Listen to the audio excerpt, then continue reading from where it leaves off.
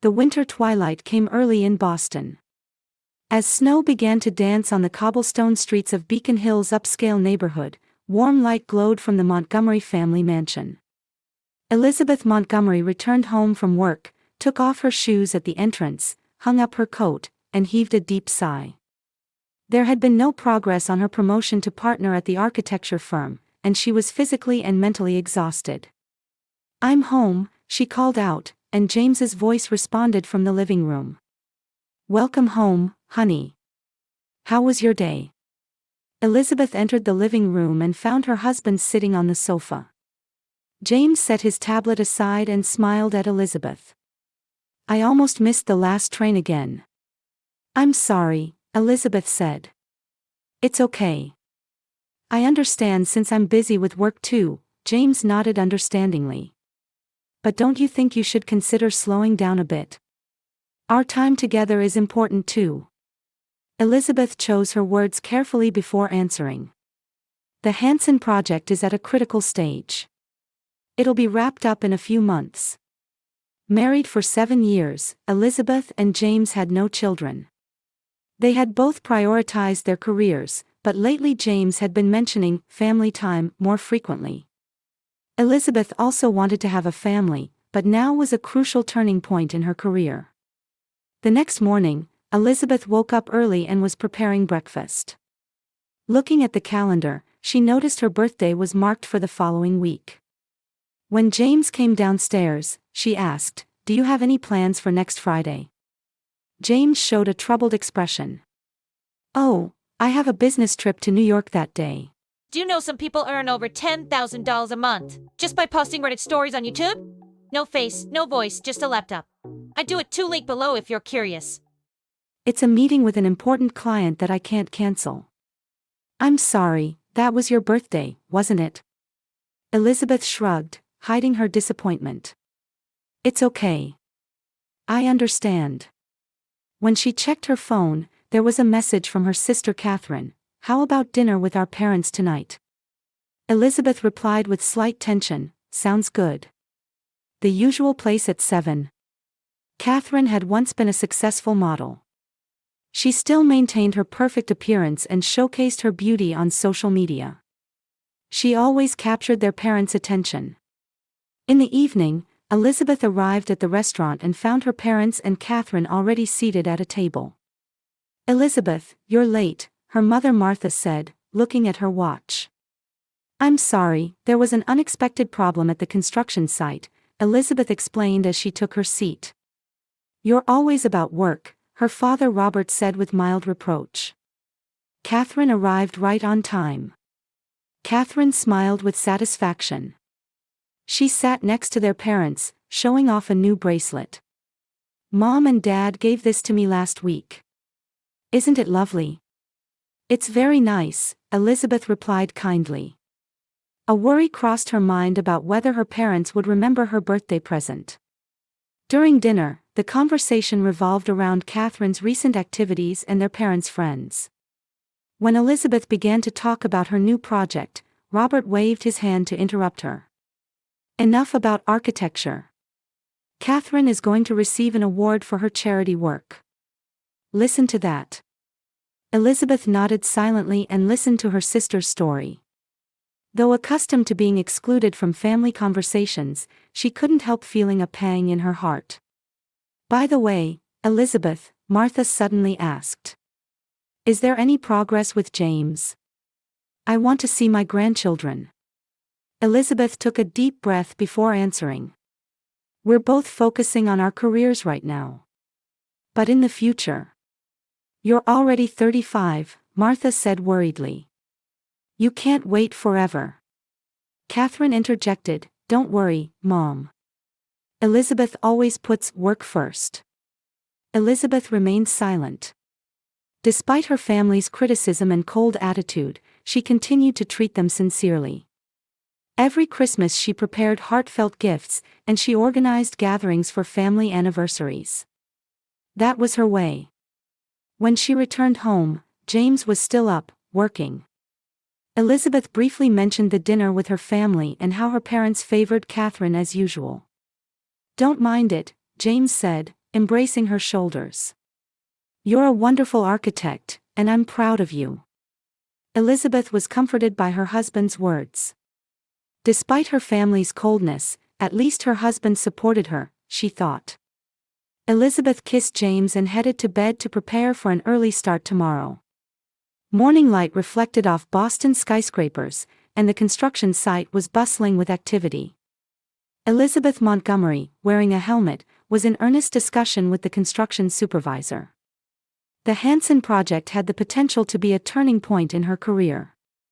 If successful, she would certainly be promoted to partner at the firm. I want to adjust the placement of these pillars a bit to create a more open atrium, Elizabeth explained, pointing at the blueprints. Understood, Mrs. Montgomery. I'll give instructions for the changes right away, the construction supervisor nodded. Elizabeth smiled with satisfaction and surveyed the site. This complex was the crystallization of her talent. It embodied her philosophy of creating beautiful and functional spaces while being environmentally conscious. Her phone rang, and looking at the screen, she saw it was from the office. Hello, this is Elizabeth. Elizabeth, it's Roger. The client is requesting design changes. We need your response by the end of today, her boss's voice was urgent. I understand. I'll return right away. Elizabeth hung up and heaved a deep sigh. She called out to the construction supervisor, I need to return to the office. But before that, I'd like to check the upper floor once more. She began climbing the scaffolding. The 5th floor of the building was still just a framework, with temporary wooden flooring. Elizabeth walked carefully, checking the sense of space. Suddenly, there was a strange sound from beneath her feet. The wooden floor creaked and cracked. Mrs. Montgomery, be careful. The construction supervisor's warning came, but it was too late. Elizabeth felt the floor collapsing beneath her. She tried to grab onto something, but her hands caught only air. As she fell, for a brief moment, the faces of her family flashed through her mind. When she regained consciousness, Elizabeth was staring at a white ceiling. A dull pain dominated her body, especially her right leg, which hurt intensely. From around her came mechanical beeping sounds and the hurried footsteps of people. You're awake now, came a gentle voice. Elizabeth moved her eyes and saw a nurse standing beside her bed. She wasn't wearing a nurse's cap but a modern nurse's uniform. Her name tag read, Rebecca Martin. Where am I? Elizabeth's voice was hoarse. Massachusetts General Hospital, Rebecca explained. You had an accident at the construction site. You've broken your leg, but there's no danger to your life. You also suffered only a mild concussion to your head. You were really fortunate. Elizabeth tried to understand the situation slowly. How long was I unconscious? About 2 hours, Rebecca answered while checking Elizabeth's vital signs. We've already contacted your family, so they should be here soon. Family. That word brought Elizabeth back to reality. She searched for her smartphone. Where's my phone? Rebecca pointed to a small locker. It's over there. But first, you should rest. The doctor will be here soon. After Rebecca left the room, Elizabeth reached from the bed and took her smartphone from the locker. Looking at the screen, she noticed the date. Today was her 36th birthday. An ironic smile appeared on her lips. It looked like it would be a memorable birthday indeed. She first called James. After several rings, he finally answered. Honey, sorry. I was in a meeting. Did something happen? Elizabeth explained in a calm voice, there was an accident at the construction site, and I'm in the hospital now. What? James's voice was filled with surprise. Are you okay? I'm fine. Just broke my leg. But I'll probably have to stay in the hospital for a while. Oh, I see. James hesitated. Actually, I have that business trip to New York starting tomorrow. Should I cancel it? Elizabeth hesitated for a moment. No, go ahead. It's an important meeting, right? I'll be fine. Really? There was relief mixed in James's voice. You'll be okay by yourself. Yes, don't worry. After ending the call, Elizabeth sent messages to her parents and Catherine. Her parents immediately replied, "That's terrible. But we have a bridge club tournament this weekend. We'll come see you after that." Catherine's response was, "Take care. I'm busy with charity events this week, so it'll be next week, but..." Elizabeth put down her phone and stared at the ceiling. On her birthday, everyone in her family said they were busy. She tried to understand. Everyone has their own life. She often prioritized work too. Still, a sense of loneliness spread deep inside her. That night, after being examined by the doctor, Elizabeth was told she would need to stay in the hospital for at least a week. The fracture was complex and would require rehabilitation. When she returned to her room, Rebecca came in with a dinner tray. "Happy birthday," Rebecca said cheerfully.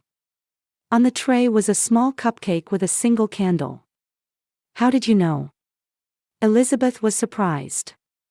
"It was written on your admission paperwork," Rebecca smiled. "Spending your birthday in the hospital isn't fun, but I thought this might make it a little special." Elizabeth was touched, tears welling in her eyes. "Thank you, Rebecca." "You're welcome." Rebecca lit the candle. "Now, make a wish." Elizabeth closed her eyes and took a deep breath. What should she wish for? Health? Success? Love? She blew out the candle and gave Rebecca a grateful smile. "Will your family be coming?" Rebecca asked. "They're all busy," Elizabeth shrugged. "I understand." Rebecca gently held her hand. "I'm your assigned nurse, so call me anytime if you need anything." That night, Elizabeth lay in bed, gazing at the starry sky visible through the window. Phone calls and messages from friends brightened her mood a little. However, there was no contact from her family. Several days passed, and Elizabeth was beginning to get used to the monotonous life in the hospital room. James called occasionally but said, the meetings in New York are running longer than expected, and never actually visited the hospital. Her parents and Catherine were the same. Only Rebecca was her sole comfort. "How are you today? Has the pain eased?" Rebecca asked cheerfully during her morning rounds. "A bit," Elizabeth smiled. "Thank you, Rebecca. I really appreciate your help." "That's my job," Rebecca replied kindly. "Besides, you're a wonderful patient. You never complain." Elizabeth laughed. "Complaining won't change anything." Rebecca opened the curtains, letting the morning light into the room. "The weather's nice today. You can enjoy the view from the window." Elizabeth sat on the bed and looked outside. The Boston cityscape spread out, with people going about their busy lives. She thought about her architecture firm and the site, feeling concerned.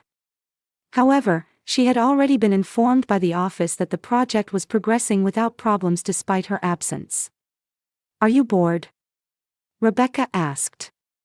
"Should I bring you some books?" "I'm fine," Elizabeth picked up her smartphone. "With this, I won't be bored. I can read the news or check social media." Rebecca nodded. "I'll come back later then." Elizabeth opened her social media app and scrolled through her feed. Posts from friends and industry news flowed by. Then, she casually opened Catherine's profile. Her sister's latest post said, "Busy day at the charity event," with a photo taken in a luxurious hotel banquet room. Elizabeth smiled. At least her sister wasn't lying. She scrolled further and was looking at the list of accounts Catherine was following. There, her eye caught an unfamiliar account name. It was called Cat Lifestyle. Casually, Elizabeth tapped on that account. Looking at the account's profile picture, Elizabeth gasped. It was a small thumbnail, but the smile was somehow familiar. She tapped to open the account. The profile description read, "My real life and adventures. The private me I don't show to family and friends." "No way," Elizabeth whispered. The account was private, but since Catherine was following it, she pressed the request button. Surprisingly, a few minutes later, she received an approval notification. It was clear that Catherine wasn't checking Elizabeth's social media account closely. As she began to view the posts, Elizabeth's hands started to tremble. It was undoubtedly Catherine's secret account.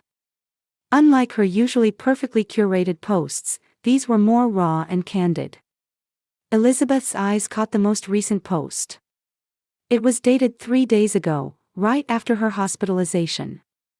The photo showed Catherine, their parents, and James smiling and toasting on the deck of a luxury cruise ship.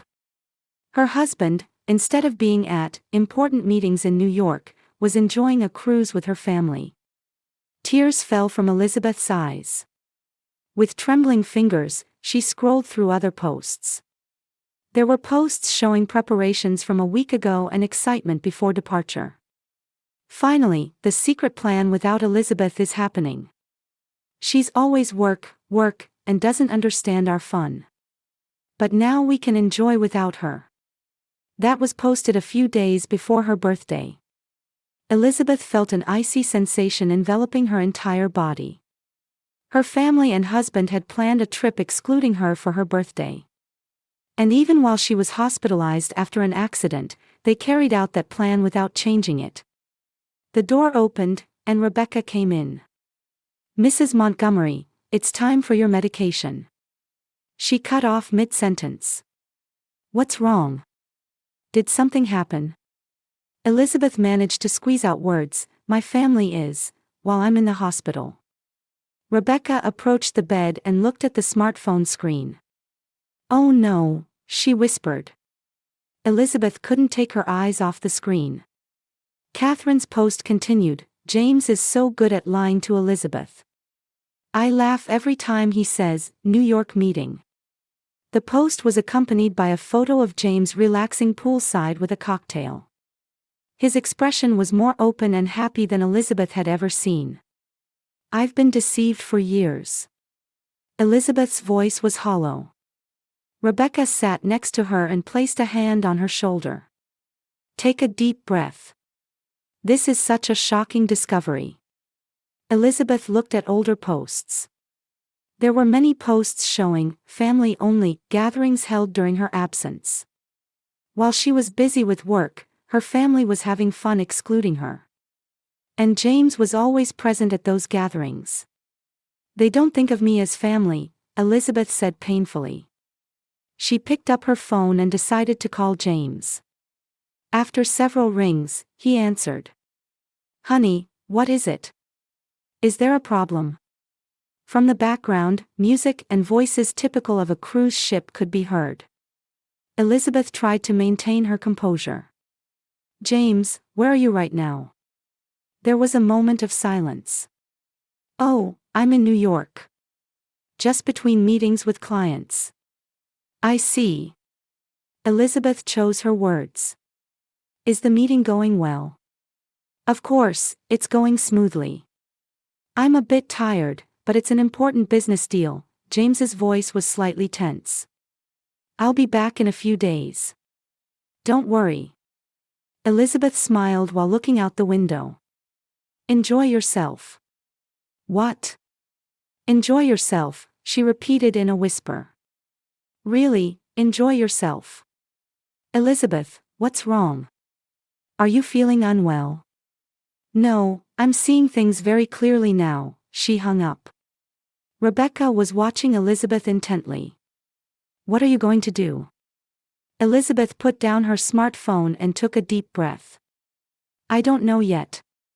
But I don't intend to be deceived anymore." "You have the right to choose," Rebecca said quietly. "The right to choose your own happiness." Elizabeth nodded. Something was beginning to change in her heart. Beyond the shock and sadness, anger and determination were sprouting. For years, she had accepted her family's cold attitude and tried to understand. She thought it was because she wasn't enough, because she should try harder. But now she knew the truth. It wasn't her problem. "Rebecca, could you recommend a lawyer?" Elizabeth suddenly asked. "A lawyer?" "Yes, I want to consult about divorce." Rebecca was surprised for a moment but soon nodded understandingly. "Actually, my sister specializes in family law. Would you like her contact information?" "Please," Elizabeth said with a determined expression. It seems like it's time to start a new life. That night, Elizabeth sat by the window, staring at the darkening Boston streets. Her heart was filled with pain and anger, but at the same time, she felt a strange sense of liberation. Years of questions, anxieties, and self-doubt suddenly became understandable. She wasn't alone. The problem wasn't within her, but within the people who should have loved her. Elizabeth looked at the cruise ship posts once more. There, she noticed that Catherine had posted another photo where she appeared alone with James. Their expressions suggested an intimacy beyond mere in-laws. Everything connected. James's late returns home, increasing business trips, his critical attitude toward her career. He had been betraying her all along. And with her sister, no less. Elizabeth took a screenshot of the screen, saving the evidence. Then, she began writing an email to contact Rebecca's sister, the lawyer. On the day of her discharge, Elizabeth found Olivia Chen in the hospital lobby. Olivia, a friend since college, had rushed to her side as soon as she received Elizabeth's call. "Thank you so much, Olivia." Elizabeth was embraced by her friend as she used crutches. "What are you saying?" "Of course," Olivia said while holding her belongings. "My home is always open to you." Rebecca came to say her final goodbye. "Congratulations on your discharge. Don't overdo it, okay?" Elizabeth took the nurse's hand. "Without you, I think I would still be in darkness." "Thank you so much."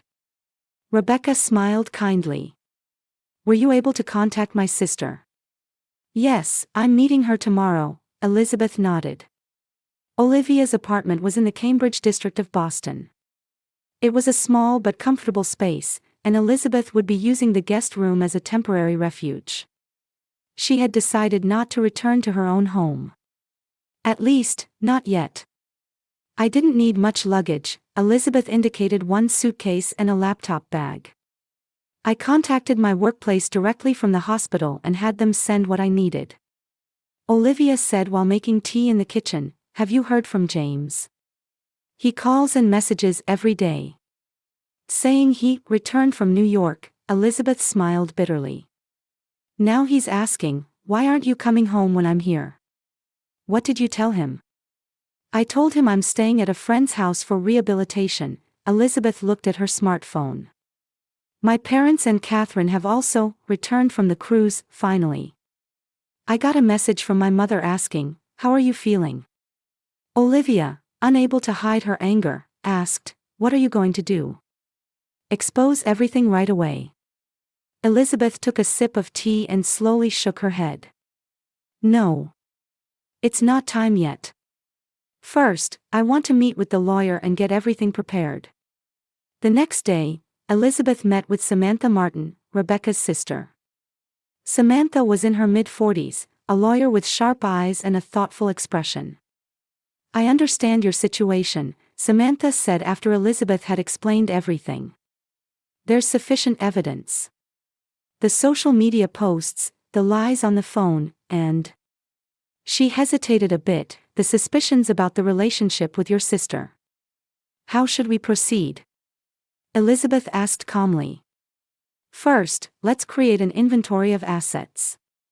We'll clarify shared assets and your personal assets. Next, we'll limit James's access to accounts in your name. And—" Samantha looked at her intently, "Are you emotionally prepared?" Elizabeth took a deep breath. "Yes. My 7-year marriage is over. I just want to end it in the best way possible." From that day, Elizabeth began building a new life. Even while using crutches, she returned to the architecture firm. Her colleagues had advanced the project during her absence. Hearing the news of the accident, her boss appreciated her dedication and talent, proposing her promotion to partner earlier than planned. Mrs. Montgomery, welcome back, her boss, Roger Smith, visited her office and said. I was really worried about the accident. Regarding the partnership, I will formally propose it at next month's board meeting. Thank you, Roger, Elizabeth expressed her gratitude. 3 weeks after noticing her absence, James was showing increasing impatience. When are you coming home? He asked on the phone. Isn't it enough? I need a little more time, Elizabeth answered calmly. By the way, how was the meeting in New York? Oh, it went well. We're likely to close a big deal, James said confidently. I see, that's good, Elizabeth said while looking out the window. It's really a talent to be able to work even on a cruise ship. There was silence on the other end of the phone. What are you saying? James's voice was trembling. Did you think I wouldn't know? Elizabeth's voice was as cold as ice. Catherine's Instagram was quite revealing. I especially liked the hashtag #FamilyTimeOnly. Elizabeth, listen, I can explain. Explain. 7 years of lies. Your relationship with my sister. Elizabeth tried to control her emotions. It's over, James. A week later, with Samantha's help, Elizabeth had compiled all the evidence and legal documents. She had rented a new apartment and was preparing to move out of Olivia's house. And it was time to take the final step. Elizabeth sent an email to James, her parents, and Catherine. The attachments included photos from the cruise ship, screenshots of Catherine's social media posts, and records of conversations documenting James's lies. The body of the email was brief. I will no longer be deceived. Divorce papers have already been sent to James. All communication should be through my lawyer. Elizabeth. That night, James appeared at her temporary residence. Olivia didn't open the door and said through the intercom, "Go away, or I'll call the police."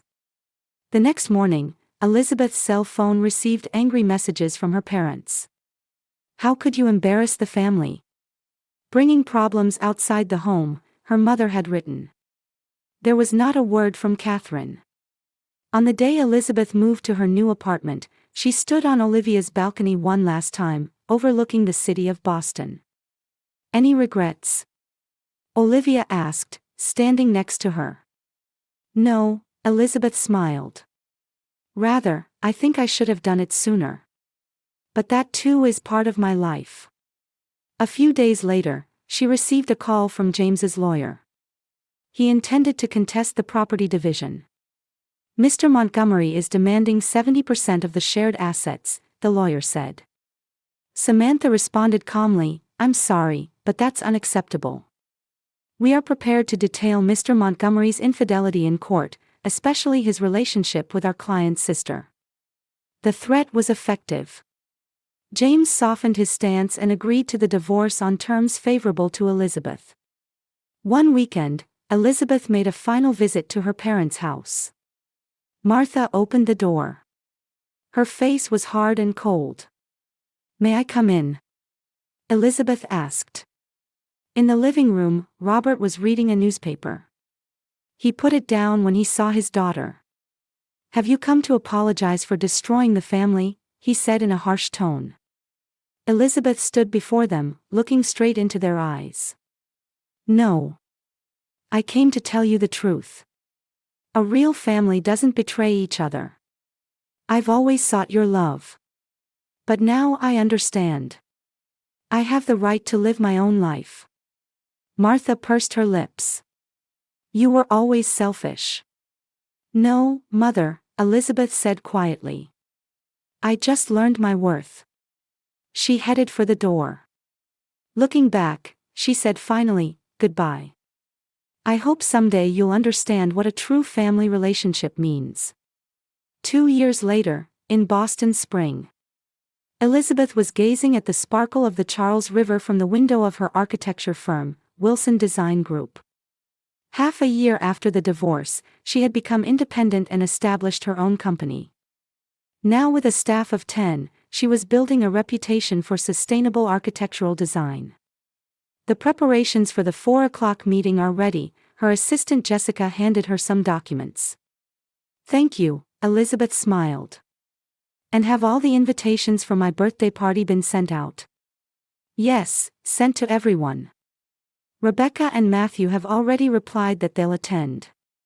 Elizabeth nodded with satisfaction. Her life after divorce had become richer than she had imagined. She had become close friends with the nurse Rebecca, and through that connection, she met Rebecca's brother Matthew. Matthew was a pediatrician, and his kindness and sincerity gradually healed the wounds in her heart. They had been dating for a year, and now spent most weekends together. Leaving the office, she drove to the Hope House Orphanage in East Boston. She had taken on this rebuilding project for the facility at no charge. Ms. Wilson, we've been waiting. Director Harris of the orphanage greeted her. The children have been looking forward to meeting you. Elizabeth waved to the smiling children as she surveyed the new playground under construction. Her belief that family is not just about blood ties was embodied in this project. One day, a letter arrived at her office. It was from Catherine. Elizabeth. I'm not asking for forgiveness. We're paying the price for our actions. James is under investigation for investment fraud and has lost his job. My modeling career is also over. Our parents lost their savings in James's investments and are now living with me. Ironically, we're now forced to consider the true meaning of family. Elizabeth placed the letter on her desk and stared out the window. She felt neither anger nor joy. She just reaffirmed that her choices had been right. That weekend, Elizabeth was having breakfast with Matthew at a small cafe in Beacon Hill. What are you thinking about? Matthew asked. I was thinking about family. Elizabeth took his hand. I think I've found a true family now. Not tied by blood, but relationships where we respect each other, support each other, and don't betray each other. Matthew gently squeezed her hand back. I think so too. Family is the act of choosing love and respect. On Elizabeth's birthday, her new family gathered at her apartment. Rebecca, Matthew, Olivia, and colleagues from the architecture firm. After blowing out the candles on her cake, she raised her glass. I am now surrounded by a true family. People like you, who don't betray each other, support each other, and respect each other. Blood may be the beginning of family, but it certainly doesn't define it. Matthew stood beside her and took out a small jewelry box. As the room fell silent, he knelt down. Elizabeth, will you create a new family with me? Tears welled in her eyes, and a heartfelt smile spread across her face. Yes, gladly. Her birthday was no longer a symbol of loneliness and betrayal. It had become a day of new beginnings.